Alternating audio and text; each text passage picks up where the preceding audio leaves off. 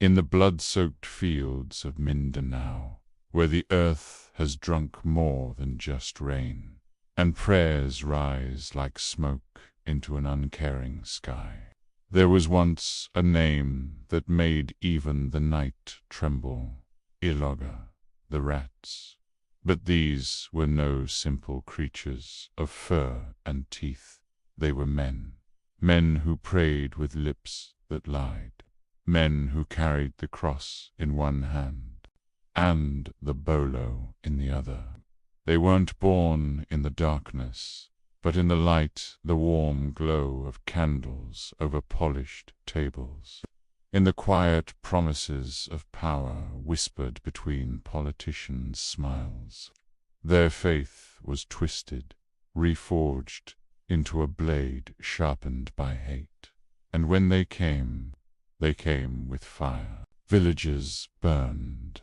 The cries of children melted into the roar of flames. Women were dragged from their homes. Elders prayed to a god who seemed to have stopped listening long ago. They carved crosses into flesh not as blessings, but as brutal warnings. And when their work was done, the stars themselves seemed to dim, as if heaven itself could not bear to watch. The date was June 19th, 1971.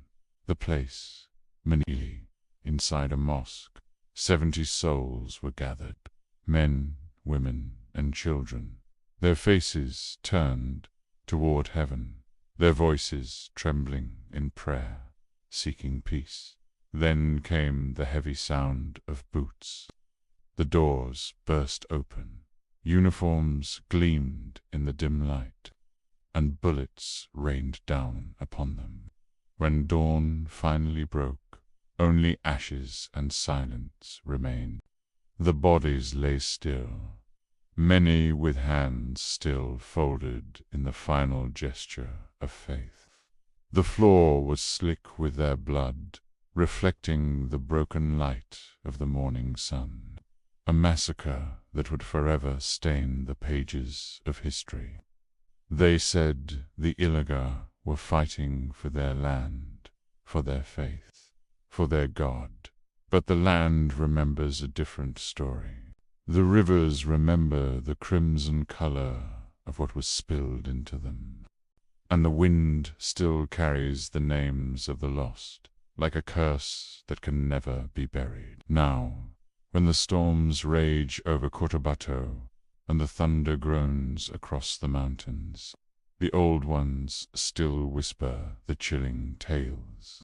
They say the Ilaga are gone, but their ghosts still march. Their boots still crush the earth. Their crosses still gleam in the dark. We must remember this painful history. Monsters do not always crawl from the shadows.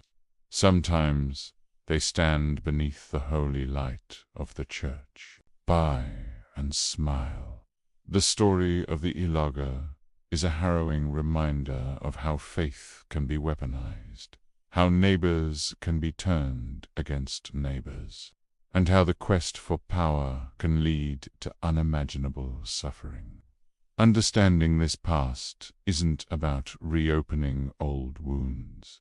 It's about learning from them to ensure such atrocities are never repeated.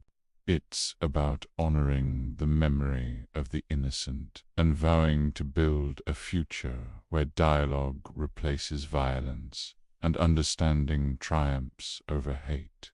Remember this: monsters do not always crawl from the shadows. Sometimes they stand beneath the light of the church. And smile, legends. Don't stay legends for long. Stay safe out there.